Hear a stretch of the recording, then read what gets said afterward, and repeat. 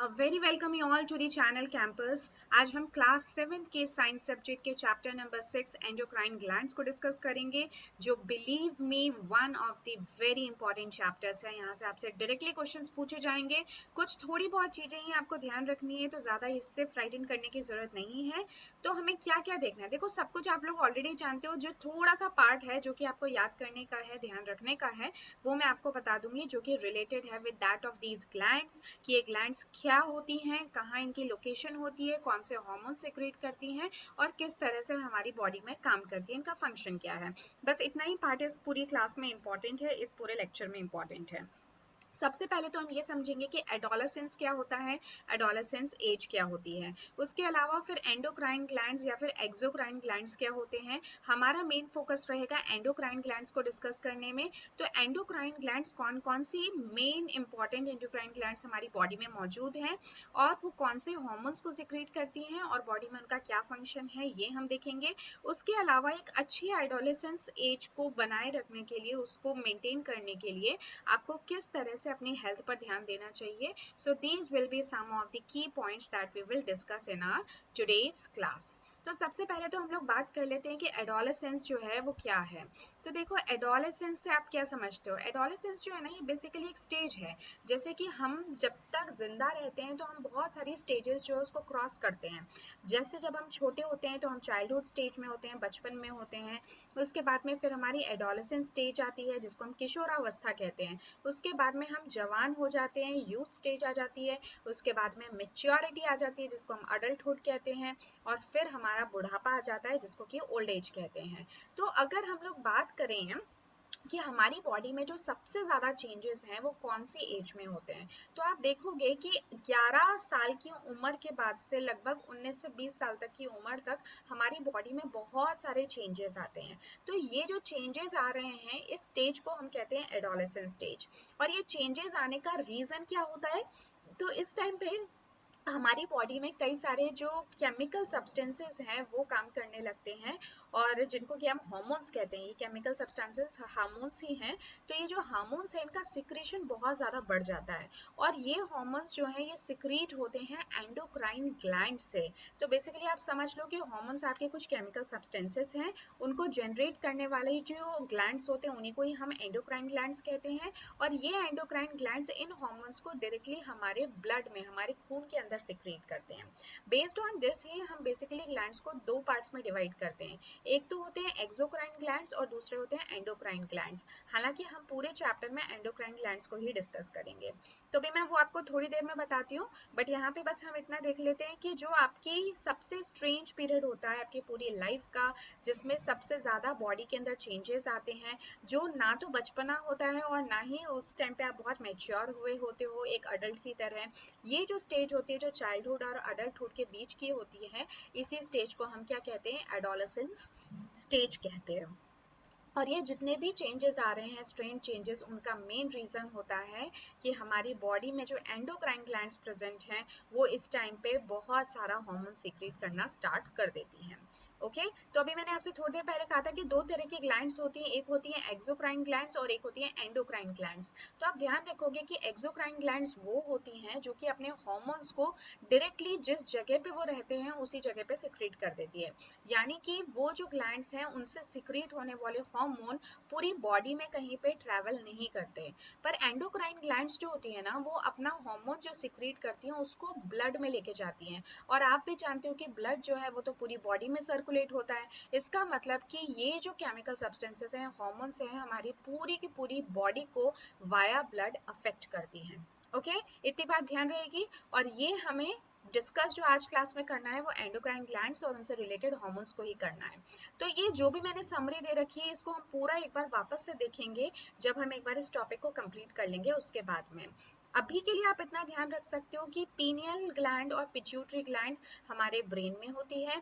Parathyroid और thyroid glands जो हैं ये थोरैक्स में, या फिर थ्रोट कह दो, थ्रोट में मौजूद होती हैं। थाइमस ग्लैंड जो है ये हमारे चेस्ट में प्रेजेंट होती है। एड्रेनल ग्लैंड आपको दिख रहा होगा किडनी के ऊपर प्रेजेंट होती है। और पैंक्रियास ग्लैंड या पैंक्रियाटिक ग्लैंड जो है वो पैंक्रियास में प्रेजेंट होती है। बस अभी फिलहाल के लिए आप इतना ध्यान रखो, ये जो भी कुछ मैंने लिखा है ये अभी हम फिर से एक बार देखेंगे जब हम पूरा ये टॉपिक कंप्लीट कर लेंगे उसके बाद।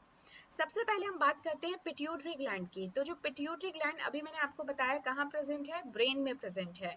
इसका काम क्या होता है, इसका काम होता है बॉडी की ग्रोथ को रेगुलेट करना, ठीक है, इसीलिए इसको हम ग्रोथ हार्मोन भी कहते हैं। लेकिन इसके अलावा पिट्यूटरी ग्लैंड 6 टोटल हार्मोन्स को सिक्रेट करती है। सबका अपना अपना फंक्शन है, but one of its function is to help और regulate in the body's growth.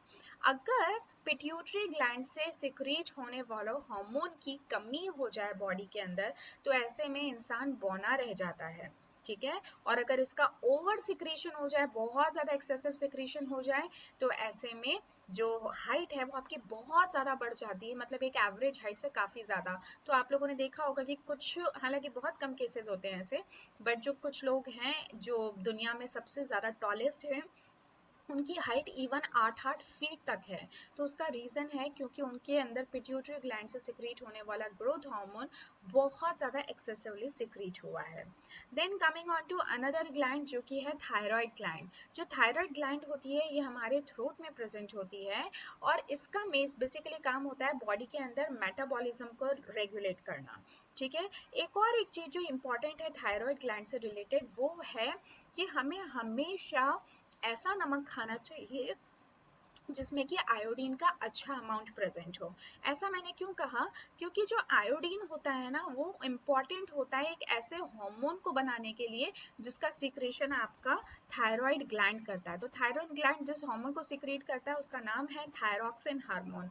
और इस थायरॉक्सिन को बनाने के लिए आयोडीन की जरूरत होती है। अब आयोडीन जो है वो हमारी बॉडी में अपने आप से तो बनता नहीं है, तो इसलिए हमें आयोडाइज सॉल्ट खाना चाहिए ताकि हमारी बॉडी में जो आयोडीन की कमी है वो पूरी तरह से फुलफिल हो जाए। अगर हम प्रॉपर अमाउंट में आयोडीन नहीं खाएंगे तो ये थायरॉक्सिन हार्मोन नहीं बन पाएगा और इसकी कमी हो जाने की वजह से आपको एक बीमारी हो सकती है जिसको कि ग्वाइटर कहते हैं, जिसमें कि जो थ्रोट वाला एरिया होता है वहां पे कुछ बल्जिंग हो जाती है, यानी कि आपको इस तरह से है ना, इस तरह से कुछ बल्जिंग सा दिखाई देता है ना, ये देख रहे हो। तो ये जो डिजीज है ये किसकी वजह से हो जाती है, आयोडीन की कमी से, या फिर जब प्रॉपरली थायरॉक्सिन हार्मोन का सिक्रेशन नहीं हो पाता। नेक्स्ट जो हमारी ग्लैंड है वो है पेंक्रियास ग्लैंड। ओके, नाम से ही समझ में आ रहा है कि ये कहाँ प्रेजेंट होगी, तो ये पेंक्रियास के अंदर प्रेजेंट होगी, इसको पेंक्रियाटिक ग्लैंड भी कहते हैं। ये भी ग्लैंड बहुत ज्यादा इंपॉर्टेंट है। आप लोगों ने कई बार देखा होगा कि हमारे आसपास में आजकल डायबिटिक के पेशेंट्स बहुत ज्यादा होते हैं। ये जो डायबिटीज के पेशेंट्स होते हैं इनको कहा जाता है कि इनको शुगर जो है वो बहुत ही कम अमाउंट में लेना चाहिए या फिर नहीं लेना चाहिए। तो आप लोगों ने देखा होगा कि वो शुगर फ्री जो कैप्सूल्स होते हैं उनको यूज करते हैं अगर उनको कुछ मीठा खाने का दिल भी करता है तो बेसिकली ऐसा क्या हो जाता है कि उनको मीठा खाने के लिए मना किया जाता है, तो उनके अंदर डेफिशिएंसी हो जाती है इंसुलिन हार्मोन की। ये इंसुलिन हार्मोन कौन सिक्रेट करता है, वो पैंक्रियाटिक ग्लैंड्स करती हैं। इस इंसुलिन हार्मोन का काम होता है कि ब्लड के अंदर शुगर के लेवल को, ग्लूकोज के लेवल को बनाए रखने का। अब क्या होता है कि जब पैंक्रियाटिक ग्लैंड जो है वो प्रॉपरली सिक्रेट नहीं कर पाती इंसुलिन हार्मोन को, तो ग्लूकोज का लेवल हमारे ब्लड के अंदर बहुत ज्यादा बढ़ने लगता है। तो जितनी रिक्वायरमेंट होती है उससे ज्यादा ब्लड के अंदर शुगर आ जाता है। अब अगर आप इसमें ऊपर से भी शुगर लोगे तो बहुत ज्यादा शुगर कंटेंट ब्लड में हो जाने की वजह से बहुत सारी अलग अलग बीमारियां हो सकती है। इसलिए ये इंपॉर्टेंट है कि जिनके अंदर इंसुलिन हार्मोन प्रॉपरली सिक्रेट नहीं हो पा रहा है, डेफिशिएंसी हो रही है, तो वो अपने आप से ही शुगर कम ले ताकि उनके ब्लड में शुगर का लेवल बहुत ज्यादा ना बढ़े, एक मेंटेन बना रहे। Okay, so again this was an important gland, इससे भी क्वेश्चंस पूछे जा सकते हैं। देन नेक्स्ट है आपका एड्रिनल ग्लैंड। ये जो एड्रिनल ग्लैंड है ये आपके किडनी के ऊपर प्रेजेंट होता है। दोनों जो हमारी किडनीज हैं दोनों किडनीज के ऊपर आपको एड्रिनल ग्लैंड मिल जाएगा। इसका काम क्या होता है कि कई बार आपने देखा होगा कि जब आप बहुत ज्यादा डरे हुए होते हो, जब आप बहुत गुस्से में होते हो, या फिर आप बहुत ज़्यादा एंशियस हो जाते हो, तो ऐसे में आपके जो हार्ट बीट है वो बहुत ज़्यादा तेज हो जाती है, बहुत जोर जोर से आपका हार्ट बीट करने लगता है। तो ऐसा इसलिए होता है क्योंकि बॉडी में जो ब्लड प्रेशर है, बीपी जो है वो बहुत ज़्यादा हाई हो जाता है। तो बेसिकली ये ज़रूरी है, अगर आप बहुत ज़्यादा डरे हुए हो तो ये ज़रूरी है कि हमारी बॉडी जो है वो उस सिचुएशन से आपको निकालने में आपकी हेल्प करे। तो ये ब्लड प्रेशर का इंक्रीज हो जाना, हार्ट बीट का इंक्रीज हो जाना, पसीने निकलना और थोड़ा सा आपका थरथराना, ये सब बॉडी का एक तरीका होता है ताकि आपको उस फियर से ओवरकम कर सके। ठीक है, तो कभी अगर नेक्स्ट टाइम आपके साथ ऐसा होता है तो आपको उससे डरना नहीं है, या आपकी बॉडी आपको हेल्प कर रही है। अगर ये सब चीजें आपकी बॉडी में नहीं होंगी तो ऐसे में बहुत क्रिटिकल सिचुएशन आ सकती है और आप इवन मर भी सकते हो, अगर आपकी बॉडी जो है उसको पूरी तरह से कंट्रोल ना कर पाए सिचुएशन को और आप हद से ज्यादा डर जाओ। ओके, तो ये हमें कोई भी जो गलत सिचुएशन या जो हमारा डर है उसे फियर को कंट्रोल करने में, ओवरकम करने में हेल्प करती है, and this is what we call as adrenal gland.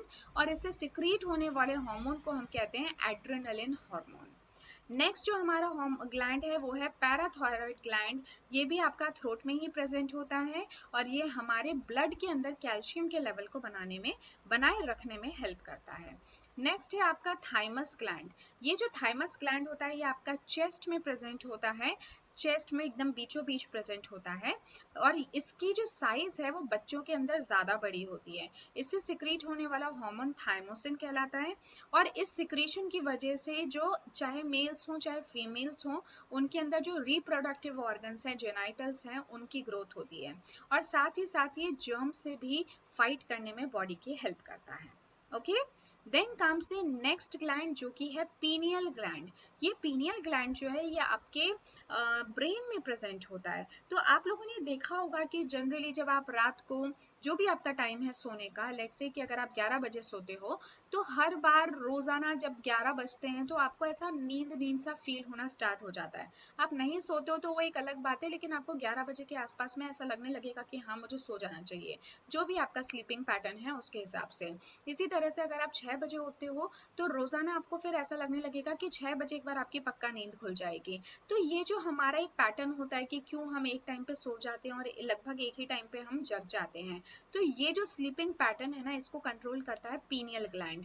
ये एक हार्मोन को सिक्रेट करता है जिसको मेलेटोनिन हार्मोन कहते हैं, और ये आपकी स्लीप वेक साइकिल को रेगुलेट करता है।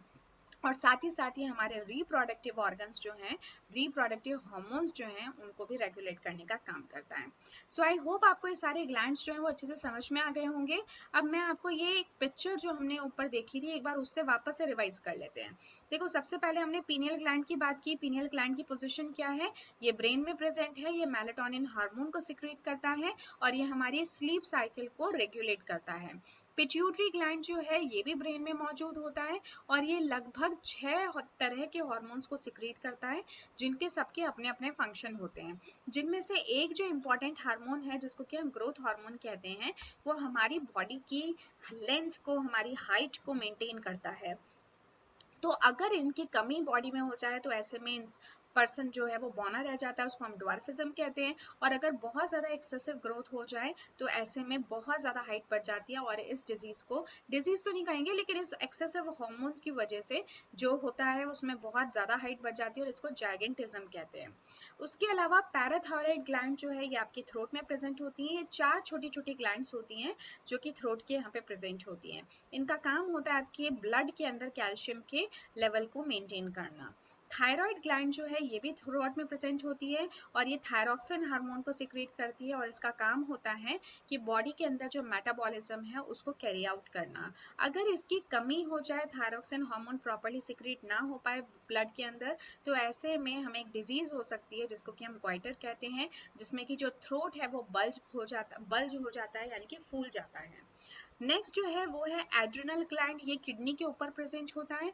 एड्रिनल हार्मोन यहाँ से सिक्रीट होता है, और कोई भी ऐसी सिचुएशन जिसमें कि हम बहुत एंशियस हो जाते हैं, बहुत फेयरफुल हो जाते हैं, गुस्सा हो जाते हैं, तो उस टाइम पे हमारा एकदम से ब्लड प्रेशर बढ़ जाना, पसीने आने लगना, थर थर आना, तो ये सारी जो चीजें हैं उसमें आपके एड्रिनल ग्लैंड जो है वो हेल्प करता है by secreting the hormone adrenaline, ताकि आपकी बॉडी जो है वो उस पर्टिकुलर सिचुएशन से डील कर सके, ओवरकम कर सके। देन है pancreatic gland. Pancreatic gland pancreas में प्रेजेंट होते हैं।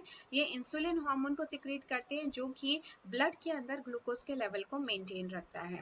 अब अगर इंसुलिन हार्मोन प्रॉपरली सिक्रेट ना हो पाए या फिर जो पैंक्रियाटिक ग्लैंड है वो प्रॉपर सिक्रेशन इंसुलिन का ना कर पाए, तो ऐसे में ग्लूकोज का लेवल ब्लड के अंदर बहुत ज्यादा बढ़ने लग जाता है और ऐसे में एक पर्सन को डिजीज हो जाती है जिसको हम डायबिटीज कहते हैं। उनको इंसुलिन के इंजेक्शंस लेने होते हैं अलग से, ताकि ग्लूकोज का लेवल ब्लड में बना रहे, ज्यादा इंक्रीज ना हो। Okay, so these are all important glands और उनके फंक्शंस और उनसे सिक्रेट होने वाले हार्मोन्स।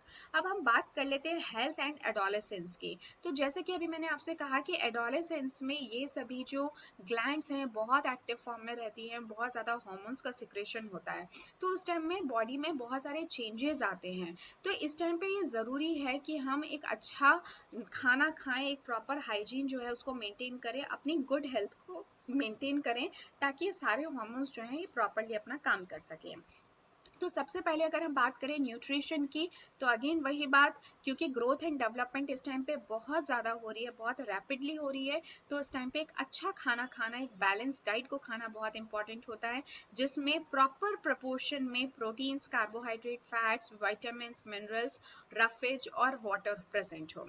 अब ये बैलेंस्ड मील क्या होती है, बैलेंस डाइट क्या होती है, तो याद करो क्लास 6 में हम लोग बैलेंस डाइट को ऑलरेडी पढ़ चुके हैं। ठीक है, तो हमें एक ऐसा खाना इस टाइम पे खाना चाहिए, ज़्यादा फास्ट फूड्स वगैरह नहीं खाने चाहिए, सॉफ्ट ड्रिंक्स वगैरह नहीं पीनी चाहिए, जबकि यही वो एज है जिस टाइम पे कि बच्चे सबसे ज़्यादा इन गलत चीज़ों के प्रभाव में पड़ते हैं।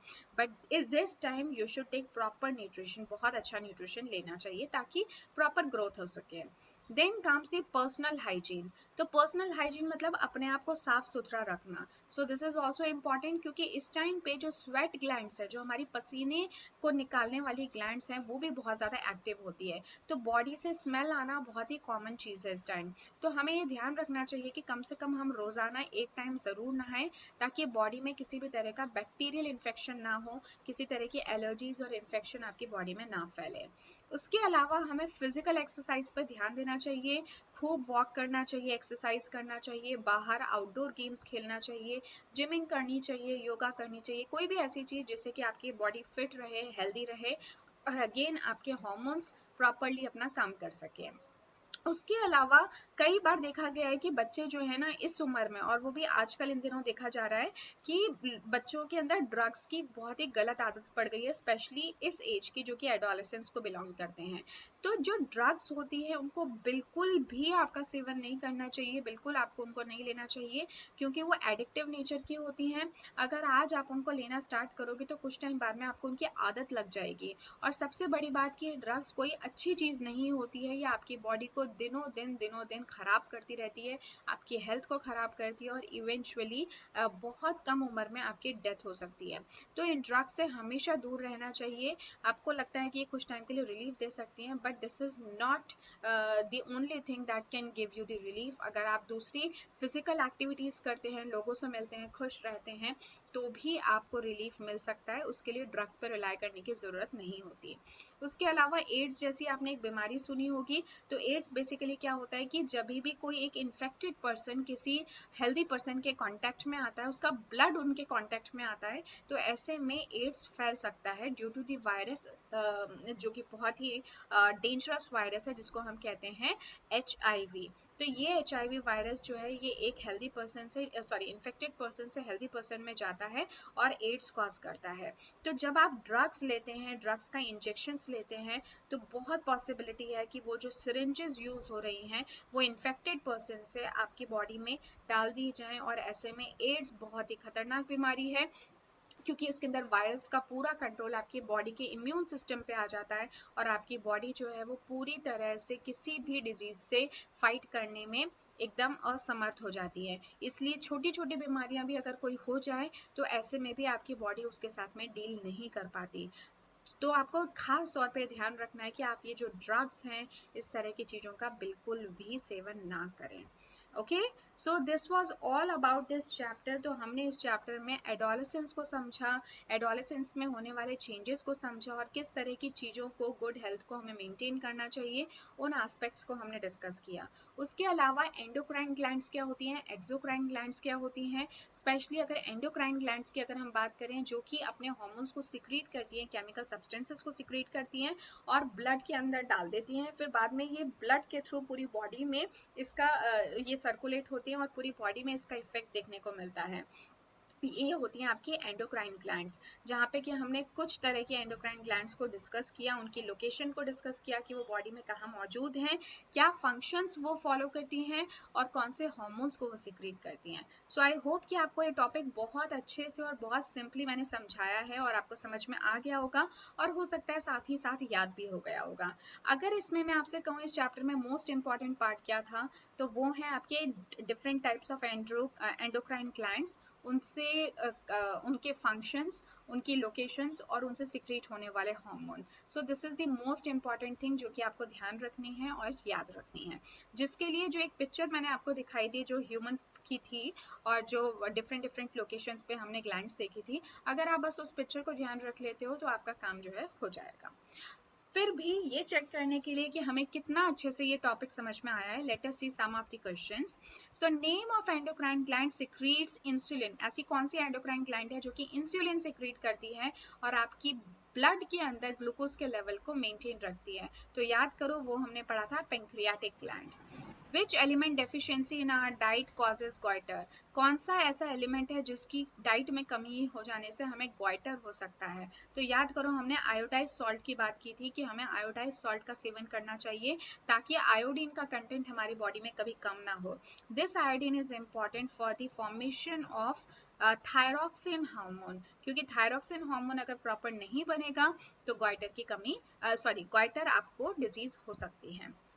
देन है what is necessary for good health in adolescence. Adolescence में अगर आपको एक अच्छी हेल्थ चाहिए, क्योंकि इस टाइम पे बॉडी में बहुत जल्दी बहुत सारे चेंजेस देखने को मिलते हैं, तो ऐसे में आपको बैलेंस डाइट भी लेनी चाहिए, आपको पर्सनल हाइजीन का भी ध्यान रखना चाहिए, फिजिकल एक्सरसाइजेस पे भी आपको ध्यान रखना चाहिए। इसका मतलब आंसर हो जाएगा हमारा all of the above. Then next है आपके कुछ fill in the blanks question, let us see कि हम ये कर पाते हैं कि नहीं।